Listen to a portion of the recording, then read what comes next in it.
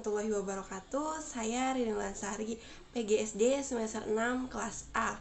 Di sini saya akan menjelaskan rangkuman dari bab 1, 2, dan 3 buku modul mata kuliah simulasi pembelajaran SD yang diampu oleh Bapak Ridho Agung Juwantara MPD. Baiklah, langsung ke materi. Bab 1.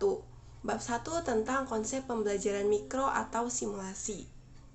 Nah, pertama, saya akan membahas mengenai hakikat simulasi. Simulasi pembelajaran atau pembelajaran mikro atau disebut juga micro teaching. Micro teaching berasal dari dua kata, yaitu mikro dan teaching. Mikro itu kecil, terbatas, sempit, dan teaching itu artinya mendidik, mengajar. Jadi apa sih micro teaching? Micro teaching adalah salah satu pendekatan atau cara untuk melatih penampilan mengajar atau disederhanakan dalam waktu yang terbatas. Nah, komponen yang dimaksud terbatas itu misalnya dari segi waktu, materi, jumlah siswa, jenis keterampilan, metode, medianya, ataupun unsur lainnya. Nah, bentuk penyederhanaannya itu misalnya waktu pembelajaran normal itu antara 30-40 menit menjadi 10-15 menit. Nah, begitu. Lalu keterampilan dasar mengajar ini itu difokuskan hanya kepada keterampilan tertentu saja. Misalnya, fokus pada keterampilan membuka atau menutup pembelajaran. Lalu misalnya fokus pada metode dan media pembelajarannya. Jadi, dapat disimpulkan tentang pemahaman micro teaching atau simulasi pengajaran ini, yaitu model pelatihan praktik mengajar dalam lingkup yang terbatas untuk mengembangkan keterampilan dasar mengajar yang dilaksanakan secara khusus dan dalam situasi disederhanakan atau dikecilkan. Nah, kemudian apa sih tujuan dan manfaat pembelajaran mikro? Oke, tujuannya yaitu sebuah upaya memfasilitasi mahasiswa, calon guru atau guru untuk menguasai dan memiliki kompetensi yang diharapkan. Kemudian, apa sih manfaatnya? Manfaatnya yang pertama, untuk pihak mahasiswa nih, agar setiap mahasiswa atau calon guru itu dapat melatih bagian demi bagian agar lebih terkendali dan terkontrol, lalu bisa mengetahui kekurangan dan kelebihan dari setiap keterampilan mengajar yang harus dikuasainya. Kemudian yang kedua, manfaat untuk pihak guru, yaitu untuk pelatihan dalam meningkatkan kemampuan mengajar yang telah dimilikinya. Bisa juga sebagai proses uji coba terhadap suatu hal baru, seperti metode baru, media baru, ataupun jenis keterampilan mengajar lainnya yang disimulasikan sebelum diterapkannya dalam proses pembelajaran yang sebenarnya.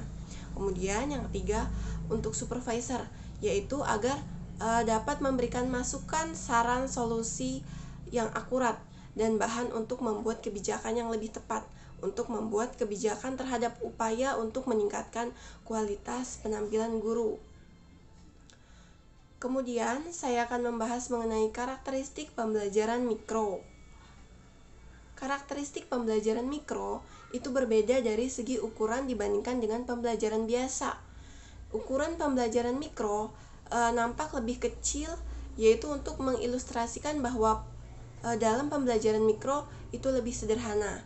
Bentuk penyederhanaannya dalam pembelajaran mikro tersebut adalah ciri khas atau karakteristik utama dalam pembelajaran mikro. Next, pada bab ini saya akan menjelaskan mengenai prinsip pembelajaran mikro. Apa saja prinsip pembelajaran mikro itu? Nah, yang pertama, fokus pada penampilan. Yang dimaksud penampilan di sini adalah penampilan calon guru dalam melatihkan setiap jenis keterampilan mengajar. Contoh, bagaimana body language pada saat membuka dan menutup pembelajaran. Yang kedua, harus spesifik dan konkret. Yang ketiga, umpan balik, yaitu prinsip memberikan balikan atau komentar, saran, solusi, dan sebagainya. Yang 4, ketuntasan, maksudnya itu bagaimana memaksimalkan terhadap keterampilan yang dipelajarinya.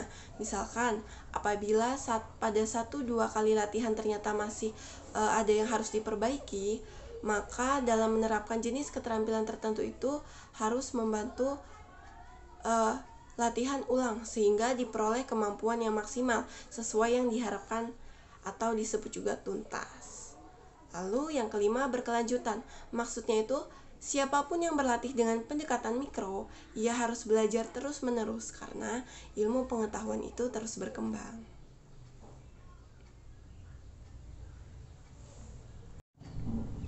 Oke, lanjut bab 2. Bab 2 tentang metodologi penelitian. Pertama, pembahasan tentang pembelajaran dalam kurikulum 2013. Nah, menurut panduan teknis kurikulum 2013 sekolah dasar, pembelajaran dalam kurikulum 2013 yaitu bersifat tematik terpadu. Tematik terpadu itu pembelajaran terpadu yang menggunakan tema yang merupakan pembelajaran bermakna kepada siswa secara utuh. Lalu bersifat pendekatan saintifik mulai dari kelas 1 sampai 6 menggunakan pembelajaran pendekatan saintifik. Apa sih saintifik? Saintifik itu pembelajaran yang mendorong anak untuk melakukan keterampilan ilmiah berupa mengamati, menanya, mengumpulkan informasi, menegosiasi, lalu mengkomunikasikan. Anaklah yang harus aktif melakukan keterampilan ilmiah, bukannya guru. Baik, pembahasan kedua pada bab ini saya akan membahas penerapan pembelajaran tematik.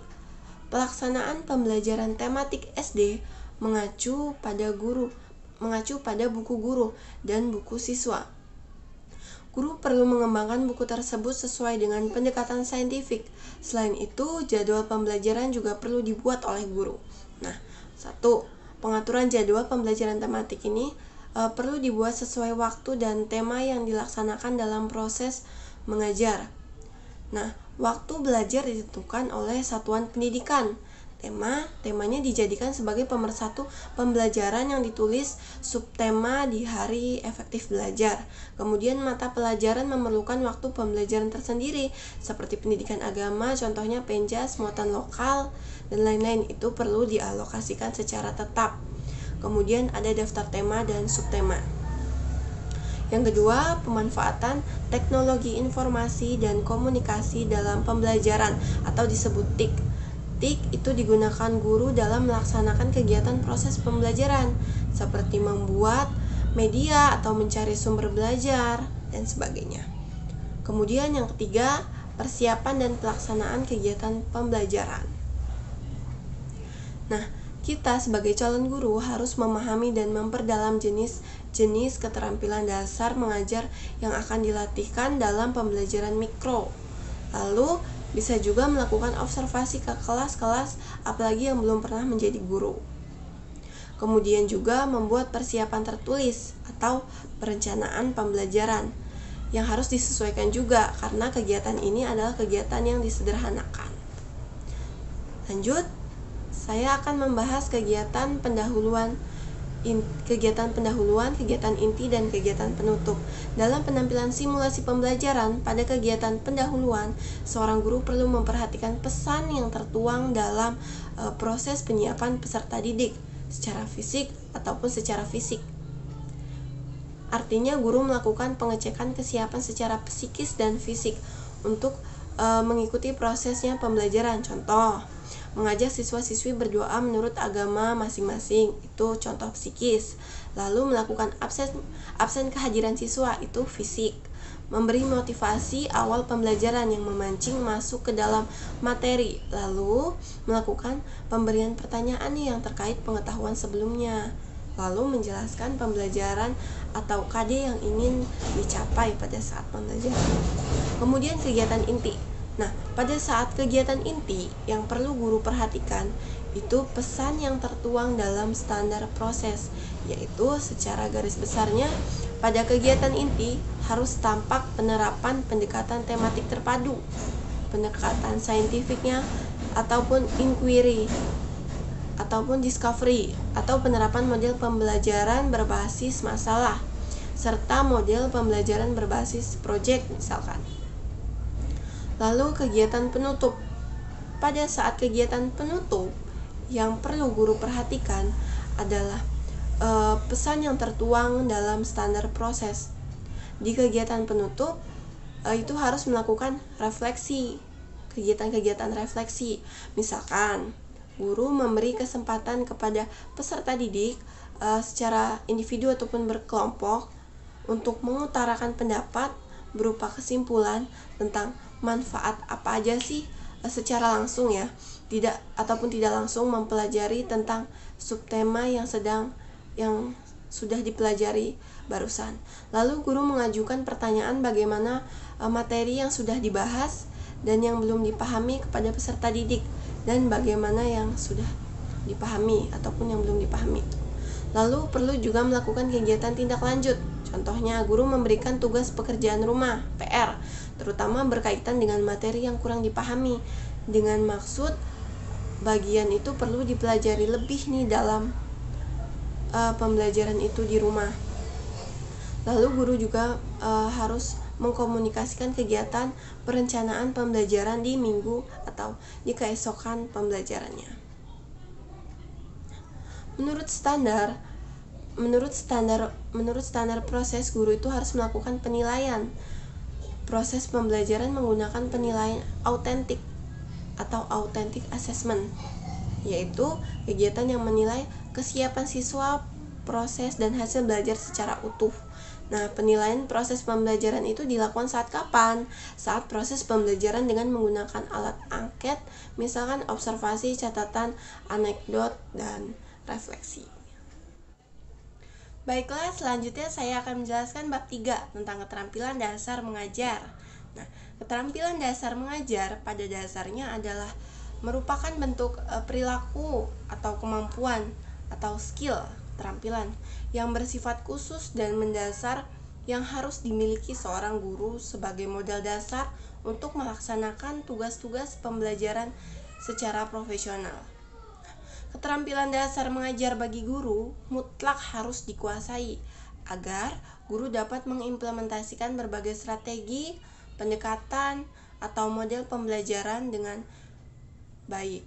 Dengan dikuasainya setiap jenis keterampilan dasar mengajar, maka guru dapat melaksanakan perannya sebagai pengelola pembelajarannya dengan baik.